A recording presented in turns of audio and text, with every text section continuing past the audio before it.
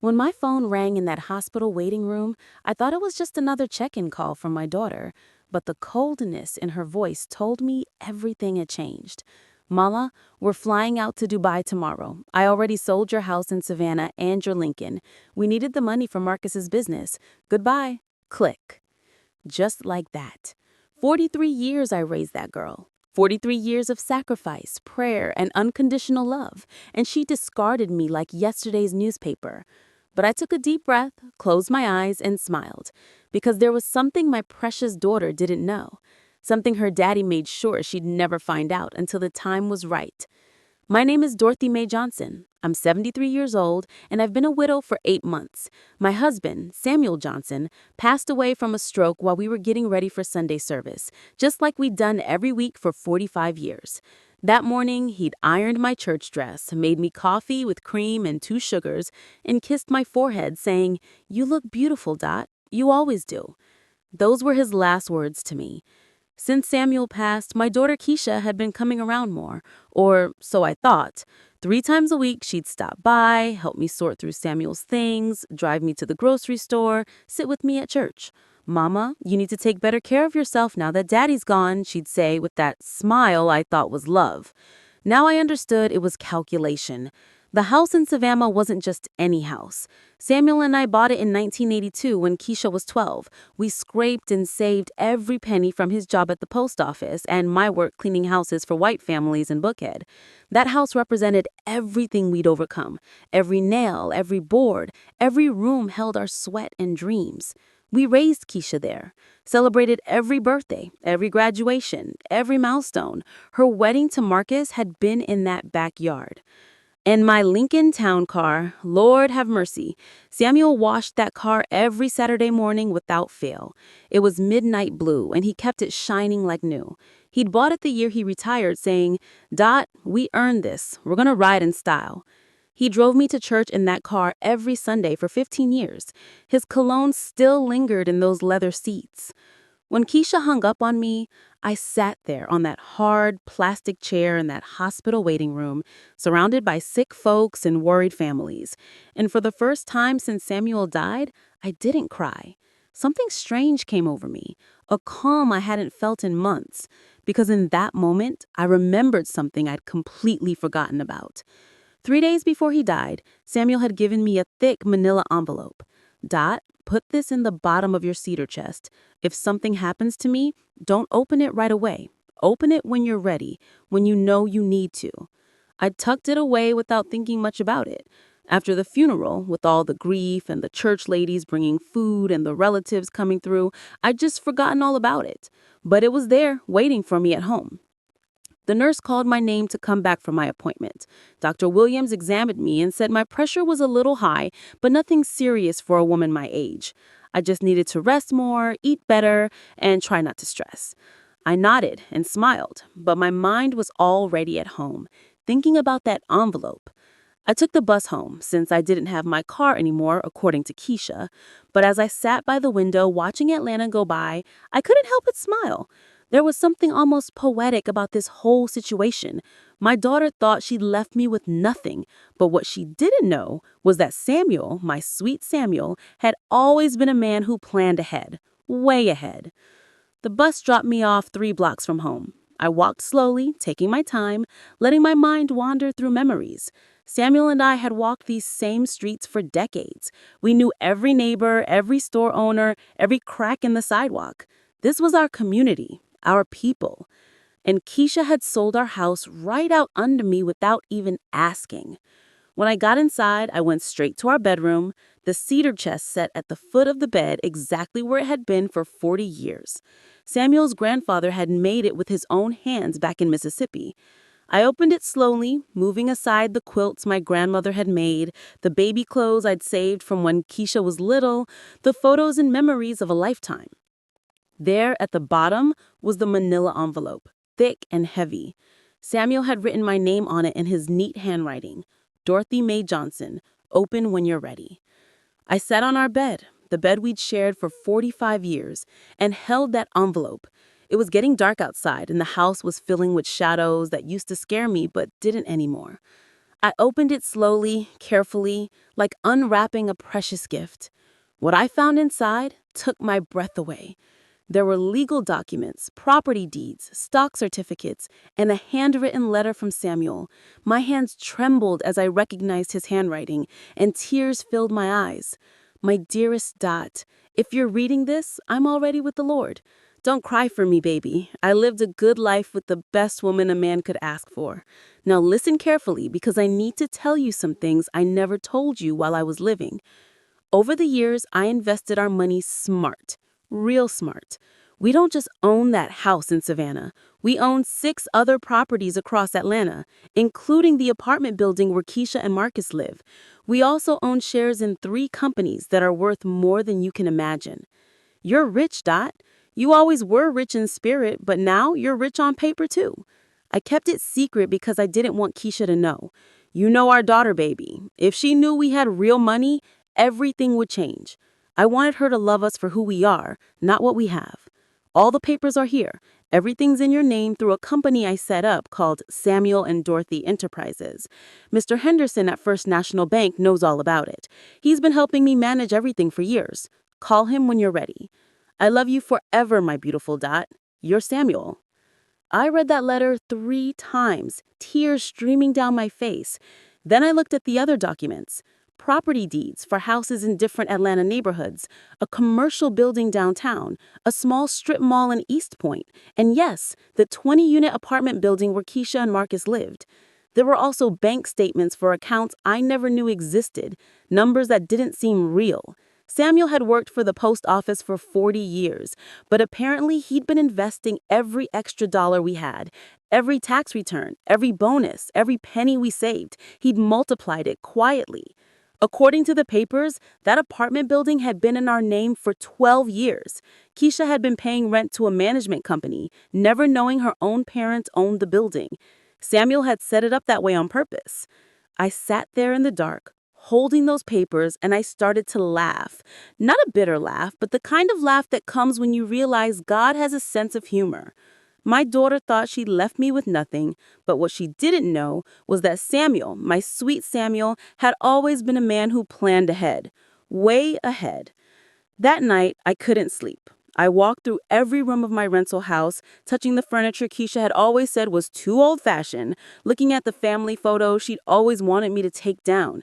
I found the picture from when she was 5, sitting on Samuel's lap at her first day of kindergarten, both of them laughing. Where did that sweet little girl go?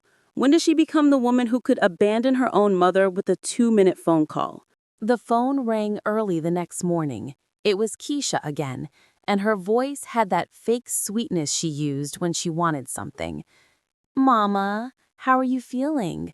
I wanted to let you know we already transferred the money from the house and the car. We deposited your share into your account. It's not much, but it should help you get by for a few months while you look for something smaller. My share? I kept my voice calm and steady. My share? Yes, Mama. We obviously weren't going to leave you with nothing. We gave you 30%. That's fair, right? Marcus has this incredible business opportunity in Dubai, real estate development. We'll be gone for at least 6 months, maybe longer if things go well. 30% of my own property. How generous of them. I see, baby. And when exactly are you leaving? This afternoon. Our bags are already packed. We're flying first class, Mama. Can you believe it? But don't worry. When we get back, we'll help you find a nice little apartment. Something manageable for a woman your age. Something manageable. As if she knew what I needed. All right, Keisha. You have a safe trip now. Oh, Mama, I knew you'd understand. You've always been so understanding. We love you so much. And she hung up. I stood there holding the phone, and for the first time in months, I laughed out loud. I laughed until my sides hurt.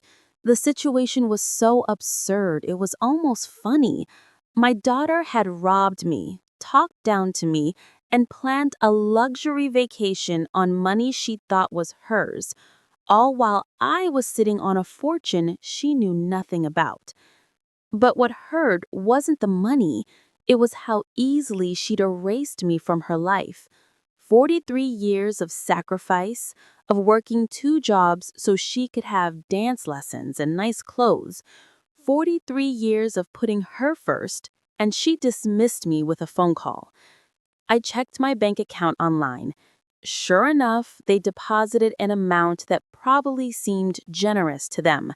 They'd sold the Savannah house for far less than it was worth, probably because they needed cash fast. And they'd practically given away Samuel's Lincoln. That afternoon, I watched from my window as Keisha and Marcus loaded their designer luggage into an Uber. She was wearing a new outfit, expensive looking. He was on his phone, probably already planning how to spend money that wasn't his. They looked like 2 teenagers excited about an adventure.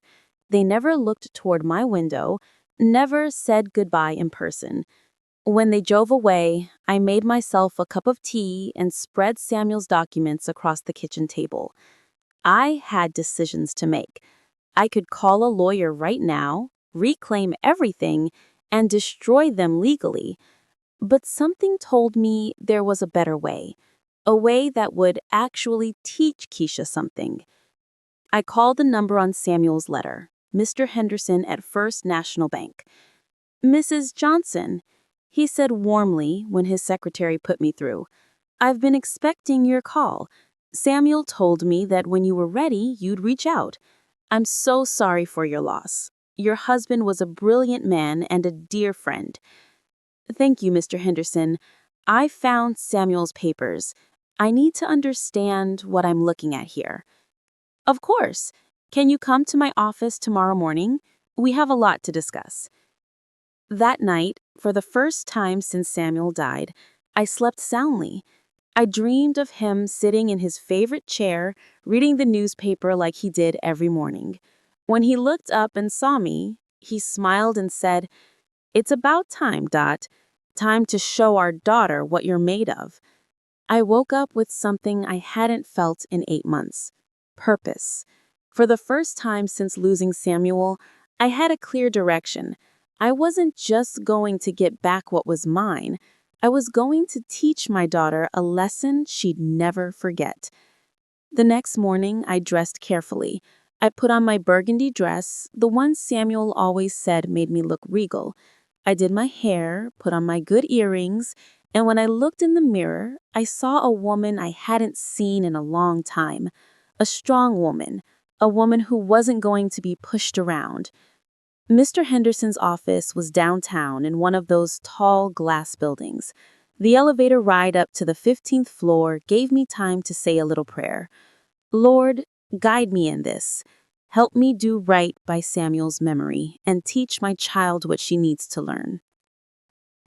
Mr. Henderson was a distinguished black man in his 60s, with gray at his temples and kind eyes behind his glasses. He stood when I entered and came around his desk to shake my hand properly.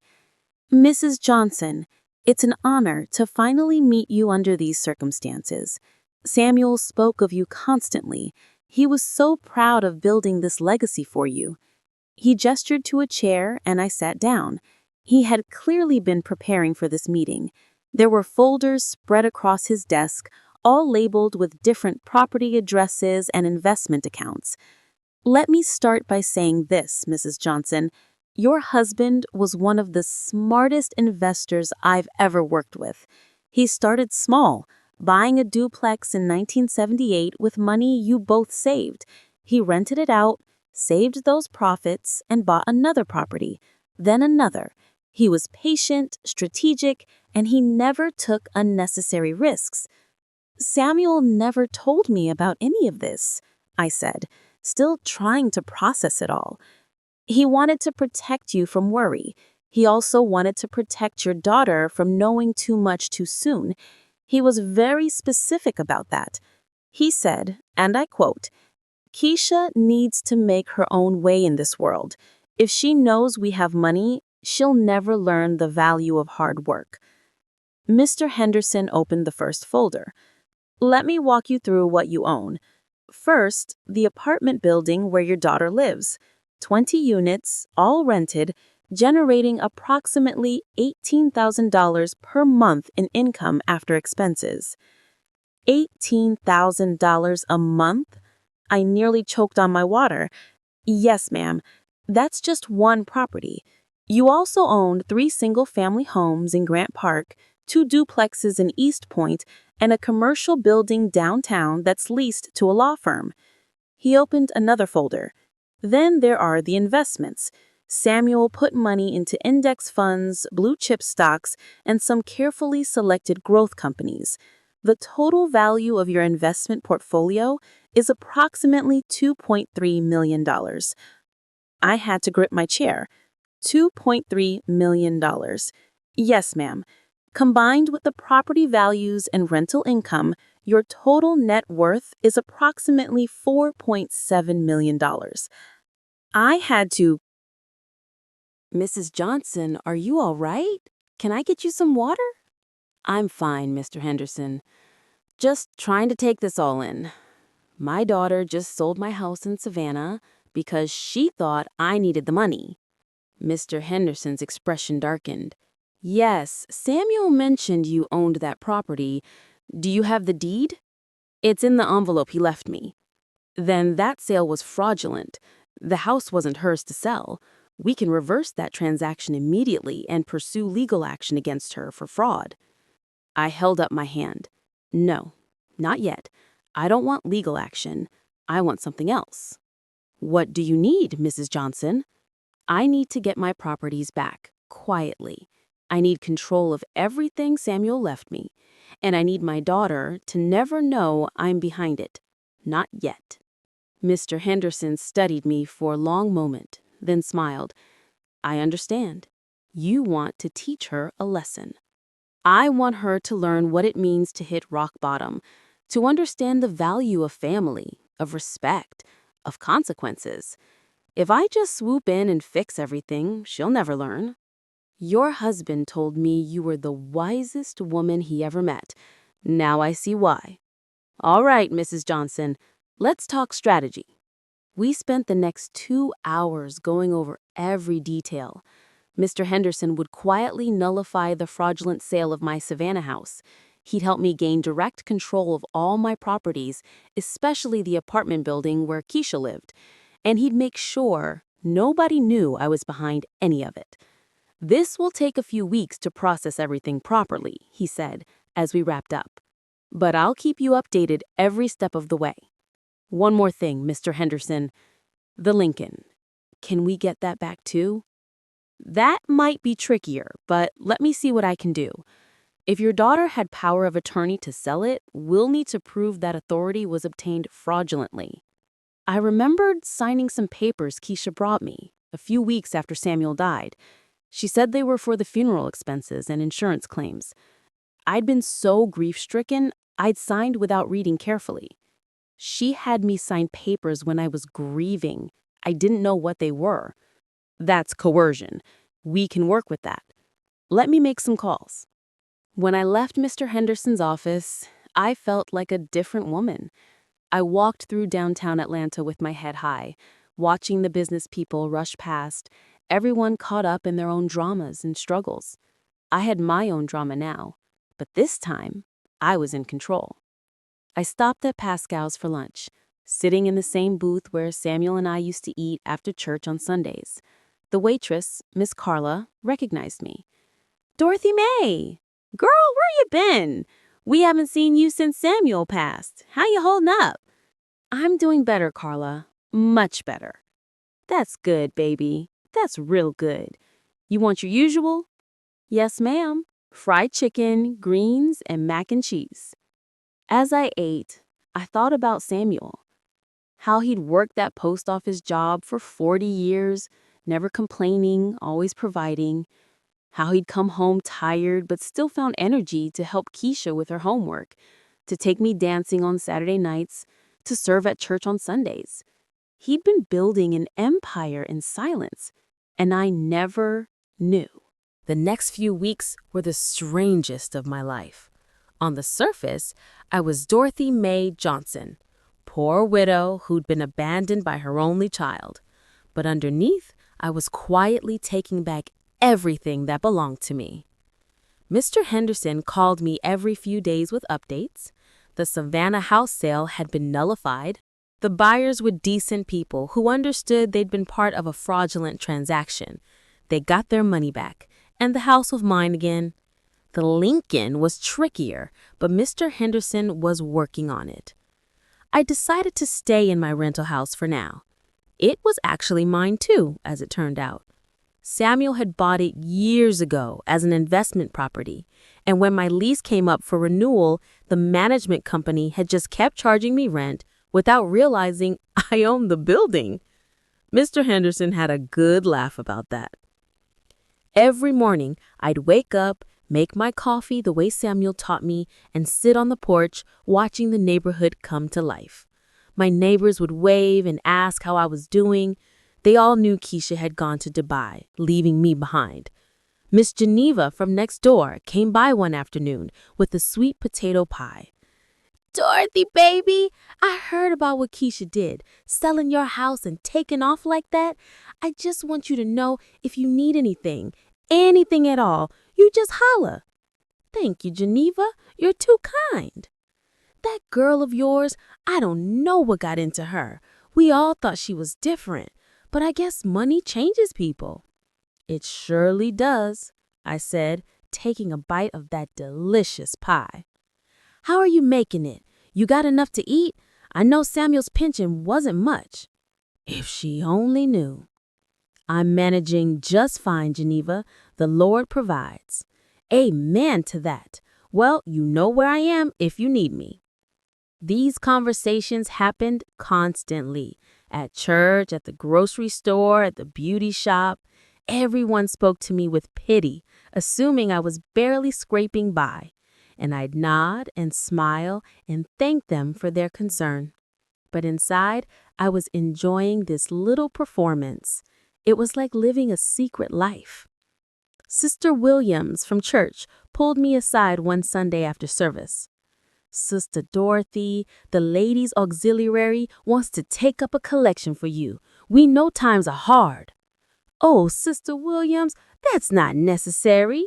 "Nonsense. We take care of our own. You've been tithing faithfully for 40 years. Now it's time for the church to bless you back."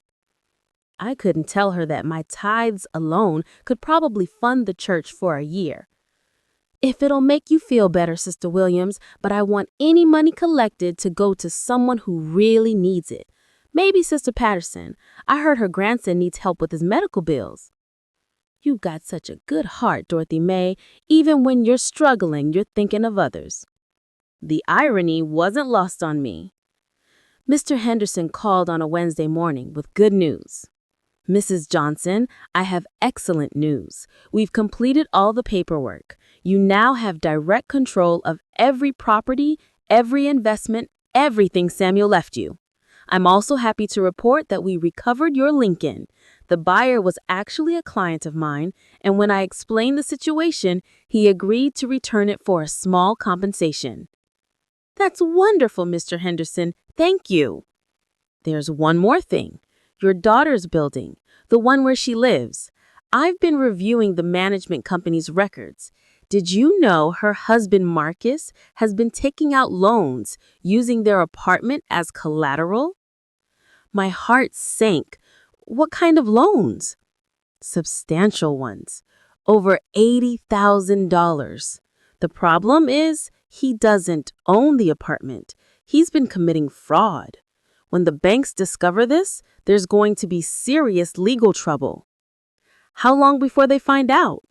"I'd say within the next month or two. These things have a way of catching up with people." After I hung up, I sat in my kitchen thinking about Marcus. I'd never trusted that man. He was smooth-talking and flashy, always wearing expensive clothes and driving cars he couldn't afford. Samuel had seen through him from the beginning. Dot, That boy is all show and no substance, Samuel had said when Keisha first brought Marcus home. He's going to break our daughter's heart. Maybe he'll grow up, I'd said, always trying to see the best in people. Men like that don't grow up. They just get better at hiding who they really are. Samuel had been right, as usual. I decided to visit the Savannah house. I took the bus down there, same route Samuel and I had taken hundreds of times over the years. The house looked exactly the same.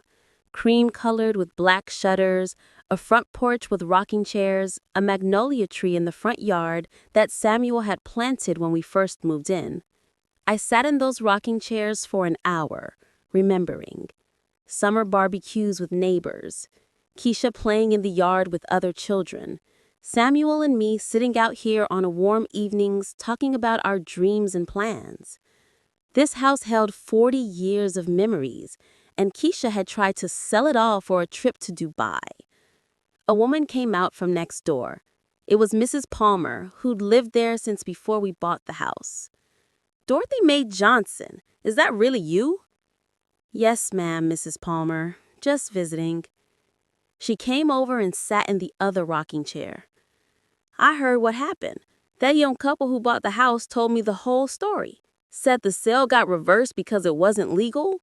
I'm glad you got it back, honey. This house belongs to you and Samuel." "Thank you, Mrs. Palmer. Your daughter did you wrong, selling this place out from under you, but I'm not surprised." "Why do you say that?" "Dorothy, I've known Keisha since she was a little girl. Sweet child, but always wanted more than she had. Always looking at what other people had instead of appreciating what she had herself. You and Samuel gave her everything, but it was never enough." Mrs. Palmer's words stung because they were true. We'd spoiled Keisha, always trying to give her the opportunities we never had. But somewhere along the way, we'd failed to teach her gratitude. "You're right, Mrs. Palmer. We didn't raise her right." "Now don't go blaming yourself. You did the best you could. Sometimes children just have to learn their own lessons the hard way." I rode the bus back to Atlanta thinking about those words. Keisha was about to learn some hard lessons. The question was whether she'd be strong enough to survive them. That night, I pulled out my Bible and opened to Proverbs.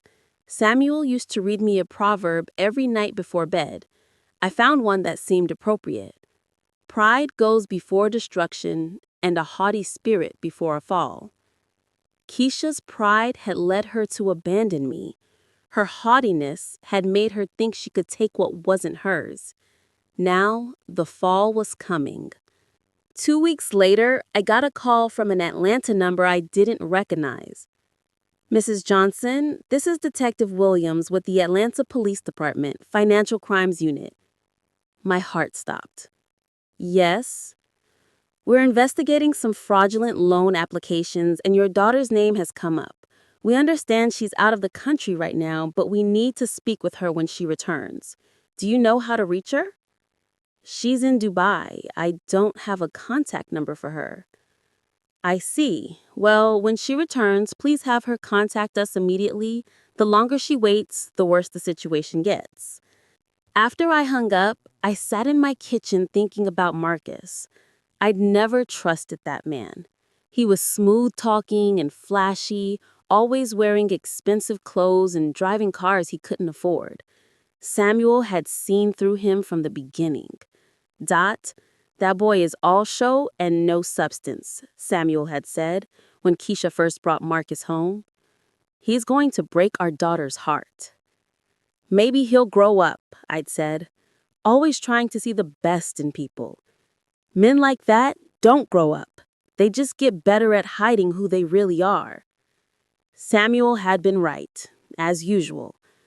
Mr. Henderson called the next day. "Mrs. Johnson, I assume you got a call from the police." I did. "How bad is it?" "Marcus took out over $80,000 in loans using the apartment as collateral. He forged documents, created fake pay stubs, the whole 9 yards. The banks are pressing charges. If Keisha was involved or even knew about it, she could be charged as an accomplice. She didn't know, I'm sure of it. That's good, but she's still going to face a lot of questions when she gets back. And there's more. What? Marcus has been transferring money to a woman in Dubai. Looks like he's got another relationship going on over there. I'm sorry to be the one to tell you this. So Marcus was cheating too, just like Samuel predicted. He was showing his true colors. Does Keisha know? I don't know, but she's about to find out. These things have a way of coming to light. I hung up and walked to my bedroom. I opened the cedar chest and pulled out Samuel's letter again, reading it for the 100th time. You know our daughter, baby. I wanted her to love us for who we are, not what we have. Oh, Samuel, I thought. Our daughter is about to learn the hardest lesson of her life. I just hope she's strong enough to survive it. 3 weeks later, on a Tuesday morning, my phone rang. It was Keisha, and I could hear the tears in her voice before she even said hello. Mama? Mama, I need to come home. Something terrible has happened. I kept my voice calm. What's wrong, baby? It's Marcus. He left me here, Mama. He ran off with some woman he met at a hotel. Took all our money and just disappeared. And the police back home are calling me about some loans I don't know anything about. Mama, I'm scared. I don't know what to do. Where are you now? I'm at the airport in Dubai. I used my last credit card to buy a ticket home. I'll be back tomorrow night. Mama, can I stay with you? I don't have anywhere else to go. There it was, the moment I've been waiting for. My daughter, who'd abandoned me without a second thought, was now begging to come back. Of course you can stay here, baby. This will always be your home. Thank you, Mama. Thank you so much. I'm so sorry. I'm so sorry for everything I did. She was crying so hard she could barely speak. Part of me wanted to tell her everything right then, to let her know she never have to worry about money again. But I held back. She wasn't ready yet. She hadn't hit rock bottom. Just get home safe, Keisha. We'll figure everything out when you get here. I hung up and sat there in my kitchen thinking about what was coming. My daughter was about to walk through that door broken, desperate, and humbled. This was the moment Samuel had prepared me for. I called Mr. Henderson. She's coming back tomorrow night. How do you want to handle this, Mrs. Johnson? I want to wait. Let her feel it. Let her understand what it means to lose everything. Then, when she's truly ready, we'll show her the truth. You're a wise woman, Dorothy May. Samuel chose well. The next day, I prepared the house. I made up Keisha's old bedroom, the one she slept in as a teenager. I cooked her favorite foods, fried chicken, collard greens, cornbread, and peach cobbler. Whatever she was going through, she needed a good home-cooked meal. Geneva came by that afternoon. I heard Keisha's coming back, without that no-good husband of hers, too. I'm not surprised. I always said that man was trouble. She's going through a hard time, Geneva. Well, at least she's got sense enough to come back to our mama. That's something. That night, I couldn't sleep. I kept thinking about the look on Keisha's face when she walked through that door. Would she be the same daughter who'd abandoned me? Or would Marcus's betrayal have changed her? Around 10 o'clock the next night, I heard a car pull up outside. I looked through the window and saw Keisha getting out of an Uber with one small suitcase, just one. The woman who left with designer luggage and dreams of luxury was coming back with almost nothing. She walked up to the door slowly, like someone who'd been beaten down by life. When I opened it, I barely recognized her. She lost weight, had dark circles under her eyes, and her expensive clothes looked wrinkled and worn. She looked 10 years older than when she had left. "Mama," she said, and then she just broke down crying right there on my doorstep. I pulled her inside and held her while she sobbed. She cried like a child, deep, gut-wrenching sobs that shook her whole body. I just held her and let her cry, stroking her hair like I used to do when she was little and had a bad dream. When she finally calmed down enough to speak, we sat in the kitchen. I fixed her a plate of food, but she just picked at it. "Mama, I'm so sorry. I'm so sorry for everything I did to you. I was horrible. I was selfish and cruel, and you didn't deserve any of it." "Tell me what happened, baby." She took a shaky breath. Marcus lied about everything. There was never any business opportunity in Dubai. He just wanted to get away from all the debt he racked up here. He'd been taking out loans using our apartment as collateral, forging documents, lying to banks. I didn't know anything about it, Mama. I swear I didn't. "I believe you." When we got to Dubai, he was acting strange from the start. Always on his phone, always making excuses to go out alone. Then one night I followed him. He met up with this young woman at a hotel bar. They were all over each other, Mama. When I confronted him, he just laughed. Said I was a fool if I thought he ever really loved me. He said he only married me to get close to whatever money you and Daddy might have had. My heart broke for her.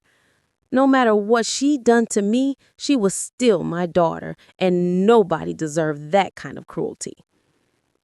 "He took everything, Mama. All the money from selling your house and car. He cleared out our bank accounts. He even stole my jewelry. Then he just disappeared. I tried to find him, but it's like he vanished. The hotel said he checked out and left Dubai entirely." "What about the police back home?" Her face crumbled again. "They want to question me about those loans Marcus took out. They think I might have been involved. Mama, I could go to jail for something I didn't even do. I've lost everything. My marriage, my money, my home, my reputation. And it's all my fault because I chose him over you. I chose a liar and a thief over my own mother." "You made a mistake, Keisha. We all make mistakes. But my mistake cost you everything. I sold your house, your car, the things Daddy left you. And for what? For a man who never loved me. For a fantasy that was never real." I poured her some sweet tea and sat across from her. Her hands were trembling. "I'm going to make this right. I promise. I'll get a job. I'll pay you back somehow. I'll spend the rest of my life making up for what I did to you. Let's just take it one day at a time, baby." That night, I lay in bed listening to Keisha crying in her old room down the hall. It was the sound of a woman who had lost everything, who'd been betrayed by the person she trusted most, who had finally realized what truly mattered in life. Samuel used to say that sometimes the Lord has to break us down completely before he can build us back up into who we're supposed to be. I understood now what he meant. The next morning, Keisha was up early. I found her in the kitchen, already dressed, looking at job listings on her phone. "Mama, I need to find work as soon as possible. I can't be a burden to you." "What kind of work are you looking for?" "Anything. I'll clean houses, wait tables, whatever I can find. I can't be picky right now." I watched her scroll through listings, and I saw determination in her eyes. This wasn't the spoiled daughter who'd left for Dubai. This was someone who was ready to fight for survival. "I have an appointment with the public defender this afternoon," she said, "about Marcus's loans. They said if I cooperate and show I wasn't involved, I might be able to avoid charges." That's good. Over the next week, I watched Keisha transform. She went to her meeting with the public defender and came back with the plan. She'd have to testify against Marcus if they ever found him, but the prosecutor believed her story. She hadn't known about the fraud. She also started applying for jobs. Not the kind of jobs she'd had before, working in boutiques and spas where everything was easy and glamorous. Real jobs, hard jobs. She applied to restaurants, cleaning services, retail stores, anywhere that would hire someone with a cloud of legal trouble hanging over them. Most places turned her down. The legal issues scared them off. But finally, she got a call back from a cleaning company that needed night shift workers. Mama, they offered me a job cleaning office buildings. It pays $12 an hour, and I'd work from midnight to 6 in the morning. Should I take it? I thought about Samuel working all those years at the post office, building our fortune one careful investment at a time.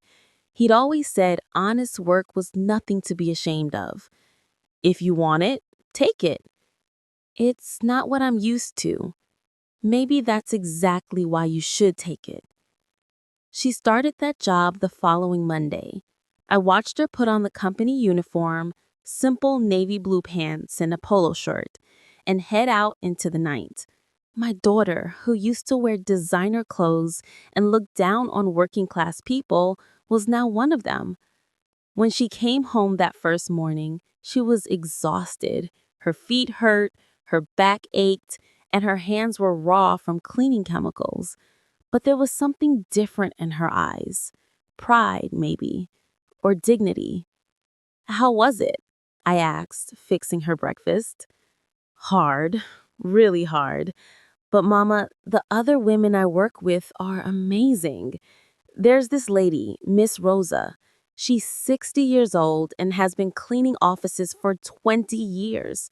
She showed me all the tricks, helped me when I was struggling. She didn't have to do that. People are good when you give them a chance to be.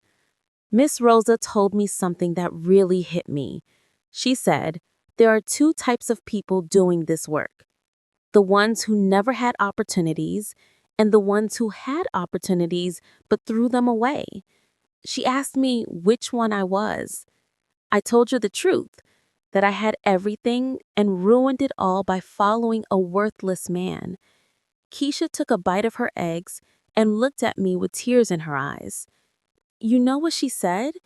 She laughed and told me, well, baby, at least you know why you're here. That puts you one step ahead of most folks. I smiled.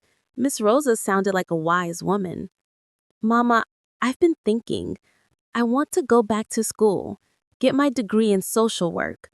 I want to help women who are going through what I went through, women who trusted the wrong man and lost everything.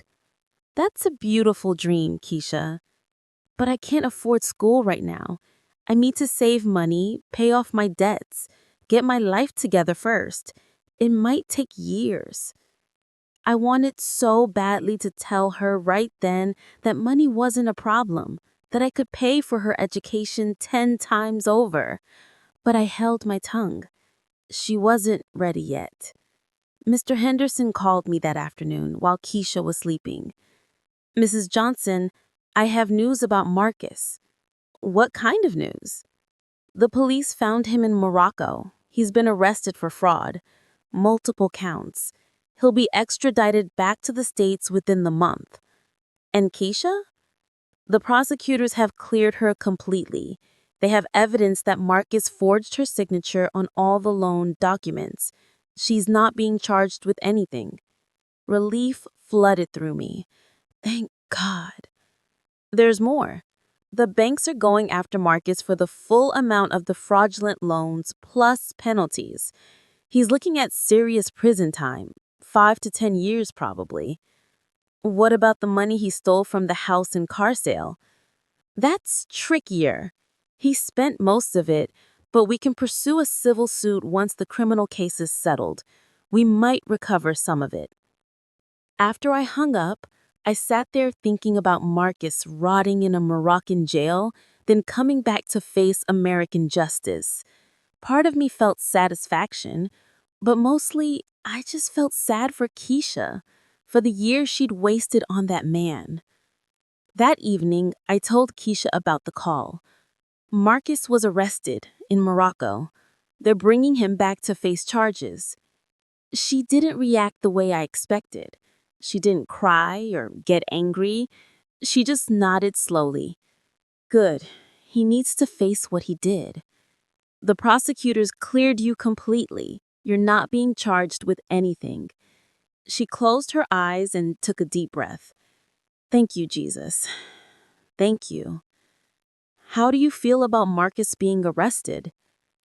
Honestly, Mama, I don't feel anything. No anger, no sadness, no satisfaction. It's like that part of my life happened to someone else. The Keisha who married Marcus doesn't exist anymore. Geneva came by that Sunday after church. She'd been watching Keisha come and go in her work uniform and had questions.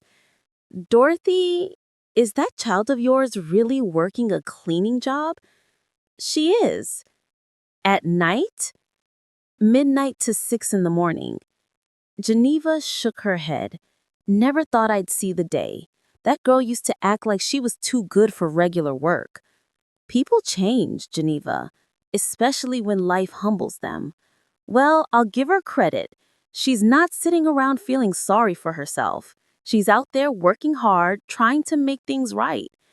That's all I ever wanted for her, to understand the value of honest work. One night, about 3 weeks after Keisha started her job, I woke up around 2 in the morning. I couldn't sleep, so I went to the kitchen to make some tea. That's when I saw Keisha's work notebook on the table. She'd been writing in it. I knew I shouldn't look, but curiosity got the better of me. I opened it and started reading. Day 21. My hands are finally getting used to the work. Miss Rosa says I'm getting faster. She taught me how to clean windows without streaking. It's a small thing, but I felt proud when I got it right. Day 22. Mama made my favorite dinner tonight, fried chicken and collard greens. She didn't have to do that. I don't deserve her kindness. I need to find a way to pay her back for everything. Day 23. Miss Rosa told me about her daughter today. She put her through nursing school working this same job. 20 years of night shifts so her daughter could have a better life. That's real love. That's what Mama did for me, and I threw it away. Day 24. I saw a woman today who reminded me of how I used to be. Designer purse, expensive shoes, talking on her phone about some vacation she's planning. I used to be her. Now I'm the invisible woman cleaning her office. But you know what? I'd rather be who I am now than who I was then. I closed the notebook with tears in my eyes. My daughter was finally learning what really mattered. She was becoming the woman Samuel and I had always hoped she would be. 2 months had passed since Keisha came back home. I watched her grow stronger every day, not just physically, but in her spirit. She'd wake up at 11 at night, put on that uniform, and head out to work without complaining. She'd come home exhausted but satisfied. She'd saved almost every penny from her paychecks. I tried to make her keep some for herself, but she insisted on contributing to groceries and utilities. Mama, I'm not going to live here for free. That's not right. One Saturday afternoon, we were sitting on the porch when she turned to me with a serious expression. Mama, I need to talk to you about something. What is it, baby? I've been saving money. Not much, but enough to start making this right. I want to hire a lawyer to try to get your house back, the one in Savannah, and Daddy's car. My heart swelled with pride and pain at the same time. She didn't know the house was already mine, that the car was already back. She was willing to use her hard-earned money to try to fix what she'd broken. Keisha, we need to talk. I know what you're going to say, that I don't have to do this, but Mama, I do. I need to. That's not what I was going to say. Come inside. There's something I need to show you. We went into my bedroom, and I pulled out the cedar chest. I took out Samuel's envelope and handed it to her. Your daddy left this for me. I found it the day you called me from Dubai. She opened it slowly and started reading Samuel's letter. I watched her face change from confusion to shock to disbelief. When she got to the property deeds and bank statements, her hands started shaking. Mama, this says you own the building where I lived, and other properties, and she looked up at me with tears streaming down her face. This says you're a millionaire. 4.7 million to be exact. You've known about this since I left for Dubai? Since the day you called me and told me you'd sold my house. She stared at the papers, then at me, then back at the papers. The house in Savannah, you already got it back, didn't you? Yes. And Daddy's Lincoln? It's parked in a storage unit downtown. And the apartment building I got evicted from? I own it. You were being evicted by your own mother. Keisha stood up and walked to the window, her back to me. I could see her shoulders shaking. When she finally turned around, her face was a mixture of emotions. You let me suffer, Mama. You watched me work myself to exhaustion, worry about money, struggle to survive, and you could have fixed everything with one phone call. Yes. Why? Why would you do that to me, Mama? This was the question I'd been preparing for. I stood up and looked my daughter in the eye. You needed to learn something you couldn't learn any other way. You needed to understand what it means to lose everything, to feel what I felt when you abandoned me, to know the value of hard work and the dignity of earning your own way. But I was miserable, Mama. I was terrified. You did lose everything, and you needed to, because the Keisha who went to Dubai was spoiled, selfish, and cruel. She valued money over family. She abandoned her own mother without a second thought. Keisha sank into a chair, crying. You're right. You're right about all of it. But the Keisha standing here now is different. She's humble. She's hardworking. She understands what really matters in life. She was quiet for a long time. Finally, she wiped her eyes and looked at me. What about Marcus? Did you know about his fraud too? Mr. Henderson discovered it during his investigation, but Marcus dug his own grave. I had nothing to do with that. The eviction notice from the apartment? That was me. I wanted you to understand what it felt like to lose your home. You know what the crazy thing is? I'm not even angry. I should be furious, but I'm not. Because you're right. I needed this. I needed to hit rock bottom. She came over and hugged me then. A real hug, the kind we hadn't shared in years. I understand, Mama, and I'm grateful, not for the money, but for the lesson. For teaching me what Daddy tried to teach me, that character matters more than cash. We stood there holding each other for a long time. When we finally pulled apart, she asked, So what happens now? What do you want to do? She thought about it. I want to keep my job, at least for a while. Miss Rosa is teaching me things that have nothing to do with cleaning, about perseverance, about pride in your work. That sounds wise. And I want to go back to school, get my degree in social work, but I want to pay for it myself with money I earned. I can understand that. Your daddy would be so proud of you right now. There's one thing I need to ask you, Mama. The women I work with, Miss Rosa and the others, they're struggling. Can we help them? Not charity, but real opportunities. I smiled. This was exactly what Samuel had hoped for. What did you have in mind? Miss Rosa's been cleaning for 20 years. She has arthritis now and can't afford to retire. What if we set up some kind of fund for people like her? I love that idea. And scholarships for younger women like Destiny who want to go to school but can't afford it? We can do that too. Keisha's eyes were shining now. Mama, we can do so much good with this money. We can change lives. That's exactly what your daddy wanted.